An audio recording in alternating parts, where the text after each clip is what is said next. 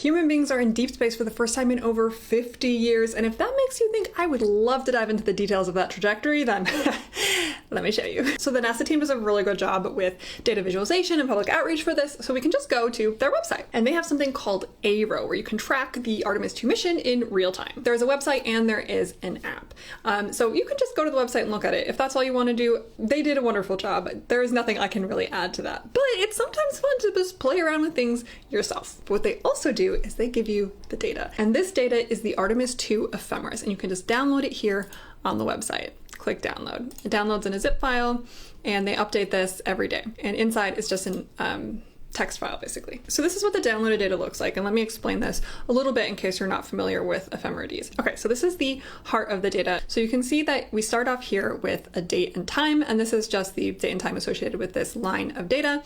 And then there are 6 values following that, and this is what we call the state vectors. And so in Cartesian space, which is probably what most of well, let's just let that go by. So for an object in 3-dimensional space, you can basically define its condition at any point in time by using 6 parameters. And what we're most familiar with is going to be Cartesian. So that would be position, x, y, and z, and velocity, x, y, and z.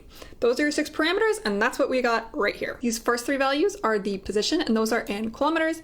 And then these last 3 values are the velocities, and those are in kilometers per second. There's a little bit of data here at the top in the header, you know, when this was created, who made it, some object identification. Okay, so this here is very important, the reference frame. If you are ever doing anything with satellites and you find yourself getting results that don't make sense, it's almost entirely going to be because of the reference frame. I cannot tell you how many times the reference frame has bit me in the ass.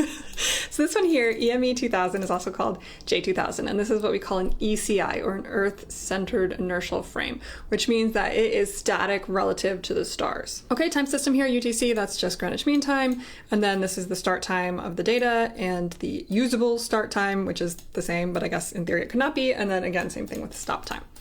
So that's all your header data, that's all you got. So what can we do with this? All right, well, I'm gonna load up my trusty Python. I know y'all are gonna laugh at me because you have every other time I've done this.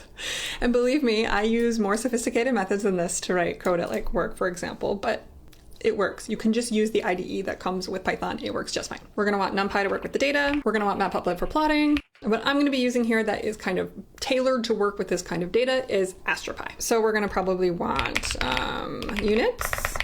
We're gonna want coordinate systems. Okay, first things first is we need to load in this data. So wherever you saved this data as, go ahead and grab that path. Now this sort of text format can be easily handled by NumPy. You wanna tell it where to look for the data. And then in this case, we also wanna skip by the header. The data starts on line 21. So skip rows equals 20. And let's just go ahead and print the data to make sure that that is what we expect it to be. I don't code on Windows a lot, so, yes, okay. They're gonna try to load this in as a float, so let's just tell it it's a string and then we can deal with it once we load it in. Beautiful, that's what we expect to see. The first line here is 0157 37 084, and that is in fact what we see as our first line. So the data is gonna have a shape of n by 7. So that first column, that's the time. So, okay, well, let's go with first column, and this is a string at the moment, so we want to make it into a time, and that's easy to do using datetime. From datetime, import datetime. I really get annoyed at having to do the double import like that, but whatever. Okay, so actually, let's say that we are gonna convert this just right here.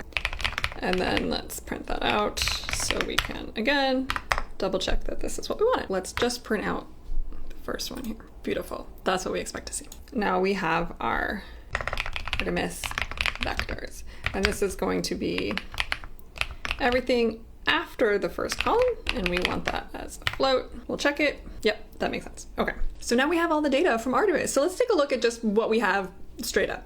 So we're just really gonna wanna plot the position first. Okay, so we want 3 dimensions here because we have 3 dimensions that we're working with.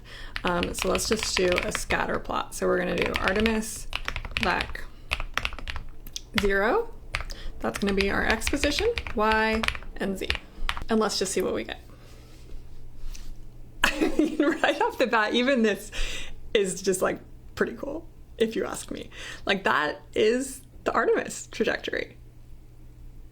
But okay, maybe we're lacking a little bit of context here.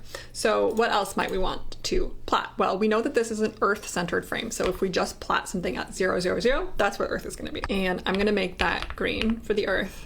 And we'll make it kind of big. We also have the time. So we could make the color of the dots correspond to the time so we can see how the mission evolves over time. Now these times that we have, those are date time objects. That's not going to play super nicely with Matplotlib as a color. So we need to convert that to a float. So let's just do that by the time of the mission. So we'll just subtract everything from the initial time, and then that will give us a time just as a single number. We'll do it in seconds. Okay, so now we have time that's going to play nicely with our color bar. And let's see what that looks like. Okay, so I did not put a color bar on here. I have used this color map enough that I know that it goes from dark purple to this light yellow. So dark purple is the early times, and as it gets more green and then yellow, that's going in time. And that makes sense, right? Because it launched, it went around the Earth, then it went into this translunar orbit, then it goes around, it's going to go around the moon, and then comes back and goes to Earth. So we can see the time evolution now with our scatter plot. What else might we want to do? Well, instead of the time, maybe we want to look at how fast it's going. So we have the velocities, right? So we have the velocities in each dimension, but let's say we just care about its overall speed. So we just need to kind of take the size of that vector. Luckily, there's a numpy function that will do that for us. And y'all, I can never remember which direction I need to go for the axis. And you just look at the shape and figure it out. See, okay, so I want that to be good, because if that came out as 3, then I would have done the wrong axis. So I did the correct axis. Great. Excellent job, me. Okay, so now we have the velocity magnitude. So let's make that our color bar instead.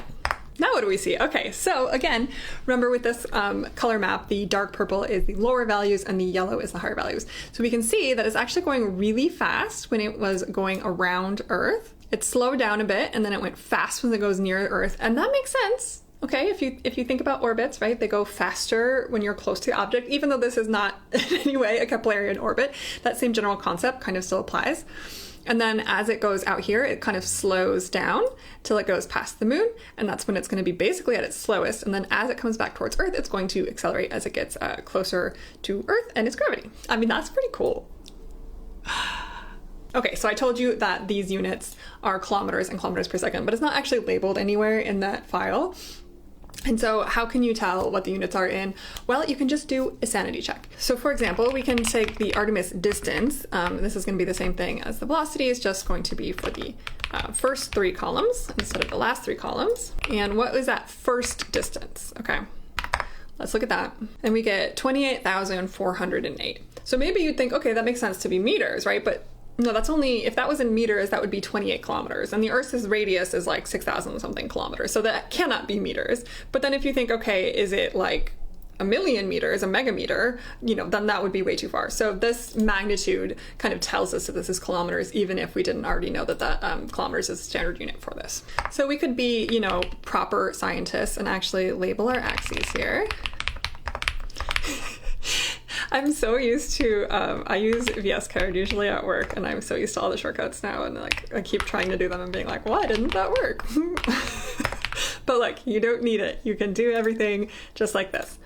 Okay, let's add our color bar, and let's label our color bar with units. All right, to be honest, usually I am very bad at doing object-oriented programming in Matplotlib. I usually just use the like main plot function. And then you can just do plot.colorbar, but it's a little bit more complicated in this case.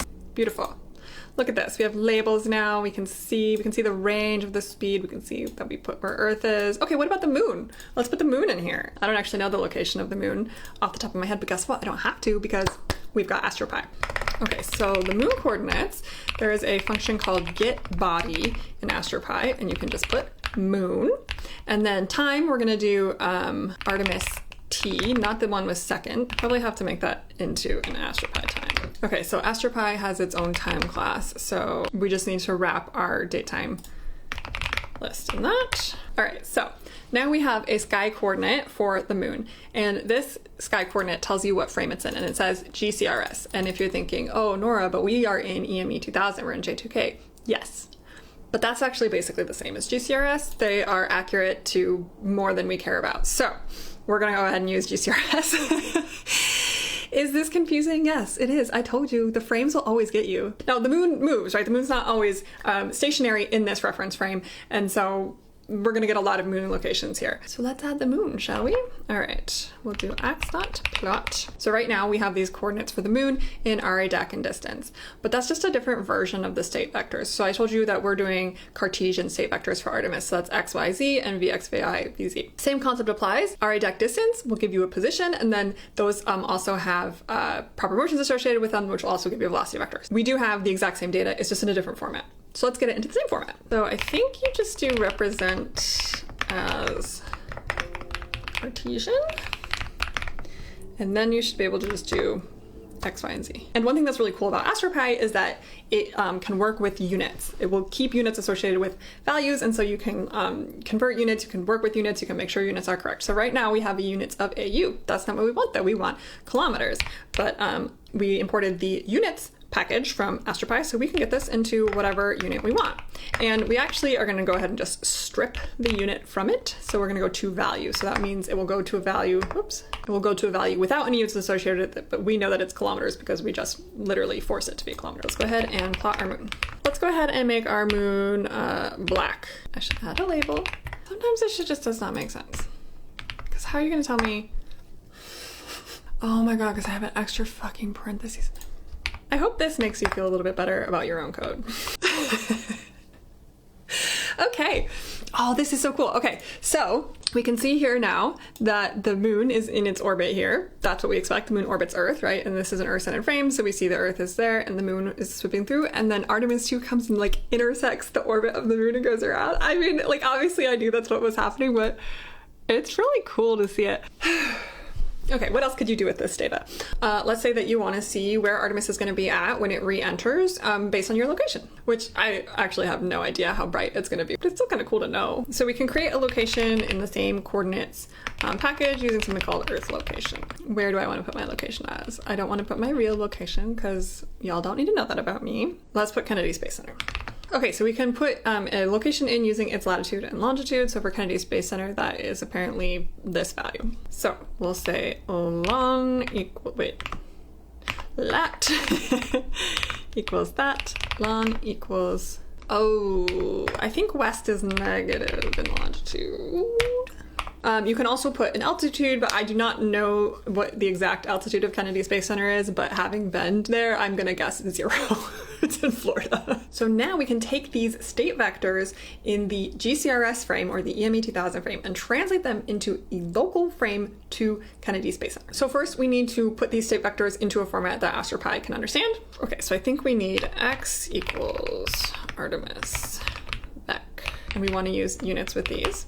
Because we're putting this in Cartesian, we want to tell them that, otherwise they'll get confused because it's not super normal to work in Cartesian coordinates in astronomy. What else? Oh, the frame. And I said GCRS is basically the same as the EME 2000, at least to the extent that we care about. So let's see if that worked. Oh, right, okay. GCRS, it's capitalized when you are actually like loading in the frame, but when you're telling it a frame, it's lowercase. Oh, also, and I forgot to give the times for this. Okay, yes, we got there. Okay, so now we have this this object that AstroPy can recognize, and now we want to convert it into a different coordinate system. Artemis KSC.transform to, then we need to say what frame we want to transform to. And so that is going to be core.alt-as.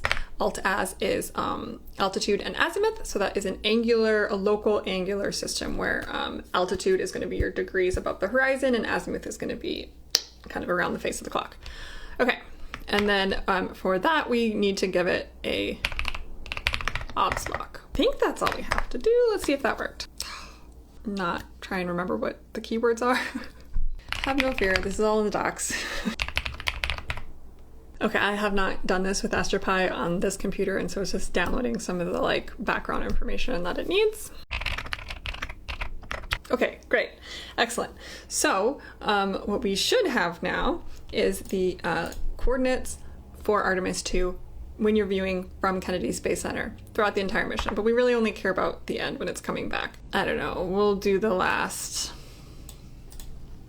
50 locations or something. We can plot this again. We'll just do 2D this time because we're only like working in the angular coordinates. We don't really care about the distance at this point. I mean, we kind of do, but we'll use the color just for that. Okay, so Artemis KSC. We want, for the X, you're going to want that to be the azimuth, and I'll say in degrees, and then I want the altitude also in degrees, and then I want the color to be at our labels. That actually worked. I shouldn't be so surprised. Okay, so we can see that it is going to be below the horizon. Whoops, I put azimuth in both of these. So we can see it's going to be below the horizon here. So 0 degrees is going to be your horizon, and for most of it, I would say, but when it gets really close. And so this means that if you were in Kennedy Space Center and you looked at the sky, I'm trying to think where the azimuth is measured relative to. I don't know if it's north or east, but let's just say it's north. You're going to look at like 100 degrees or so, and you're going to look up about 60 degrees above the horizon, and you'll be looking at Artemis. Even if you can't see it, it'll be there. What else could you do? Well, okay, so use this Artemis distance as a color before, but let's actually just look at what the Artemis distance is, because I think this is very cool. And let's go ahead and put a marker in here for where the current record for the most distant human spaceflight is. So according to Wikipedia, this record was set by Apollo 13 in 1970, and the furthest distance from Earth by a crewed spacecraft is 400,171 kilometers. So we'll add this as a horizontal line because distance is on the y-axis here, and let's just see what it sees. There you go. So you can see that in fact Artemis II is going to break that record, and it's going to break that record just before 1430 UTC on April 6th. I mean, I think that's pretty cool. I don't know about you, but... Okay, well, I hope that was fun for you and you learned a little bit about the Artemis mission and how to work with state vectors, AstroPi, all that fun stuff. I don't know, or you're just hanging out. I appreciate it. Thanks so much, and I will see you guys again soon. Bye!